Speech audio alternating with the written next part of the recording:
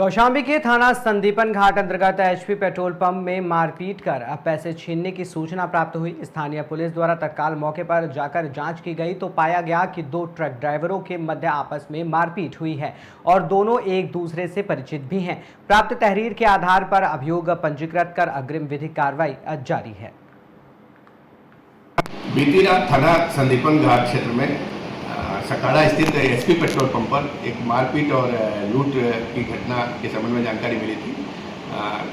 SO Sandipan घाट द्वारा तत्काल इस सूचना पर जाकर वहां जब चेक किया गया तो पाया गया कि दो ड्राइवरों के बीच में झगड़ा हुआ था, मारपीट हुई थी और एक ड्राइवर द्वारा दूसरे ड्राइवर शहबाज के खिलाफ एक एप्लीकेशन दिया गया कि इसके द्वारा मेरे साथ मारपीट भी की गई और मेरा 70,000 रुपया भी ले लिया गया। सीसी फुटेज में भी मारपीट की बात आई है। दूसरे ड्राइवर की तहरीर पर अभियोग दर्ज कर लिया गया है और जो आरोपी ड्राइवर है उसकी तलाश की जा रही है। विधिक कार्रवाई प्रचलित। बीती रात थाना संदीपन घाट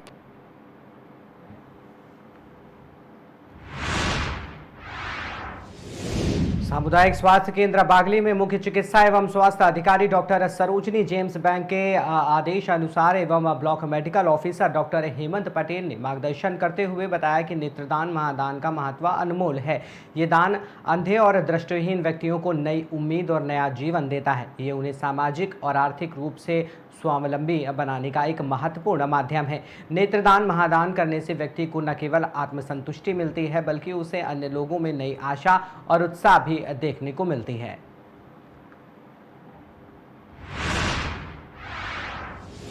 कौशाम्बी मंझनपुर में राष्ट्रीय ध्वज के सम्मान के संबंध में पुलिस अधीक्षक कौशाम्बी द्वारा जनपद वासियों से अपील करते हुए एडवाइजरी जारी की गई है। पुलिस अधीक्षक कौशाम्बी इस संबंध में क्या कुछ कहा, आइए जानते हैं।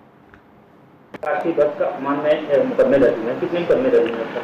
पिछले कुछ दिनों से जनपद कौशाम्बी के विभिन्न थाना क्षेत्रों में राष्ट्रीय ध्वज के अपमान के संबंध में सोशल मीडिया पे शिकायतें प्राप्त हुई है और इसमें अगर देखेंगे कि अब तक इसमें 5 अभियोग भी विभिन्न थानों में दर्ज किया गया है और ये सभी को पता है कि इसमें राष्ट्रीय गौरव अपमान निवारण अधिनियम के तहत मुकदमा लिखा जाता है जिसमें 3 साल की सजा का भी प्रावधान है और इसके उल्लंघन पे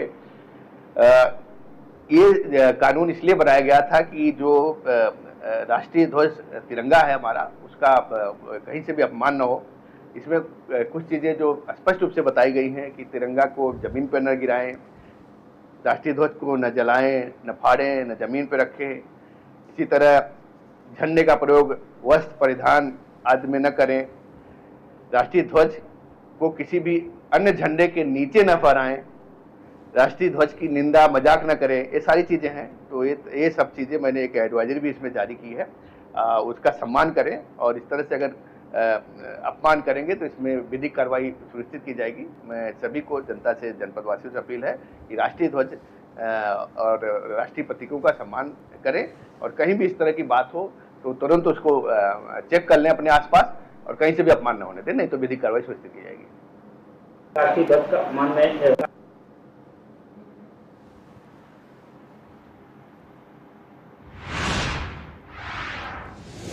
राजगढ़ के छापियाड़ा नगर में पचोर रोड स्थित शासकीय महाविद्यालय की 1 करोड़ 90 लाख रुपए के लगभग की लागत से बनने वाली बाउंड्री वॉल का क्षेत्रीय विधायक हजारीलाल दांगी के द्वारा भूमि पूजन किया गया। सर्वप्रथम विधायक दांगी ने महाविद्यालय में स्थापित श्री गणेश जी महाराज की पूजा अर्चना कर आरती की, तत्पश्चात भूमि पूजन किया। शासकीय महाविद्यालय प्राचार्य लवीना नीनामा ने महाविद्यालय की विभिन्न मूलभूत सुविधाओं को लेकर विधायक दांगी को आवेदन दिया, जिस पर विधायक श्री दांगी के द्वारा सभी मूलभूत सुविधाओं को पूरा करने के लिए आश्वासन दिया गया।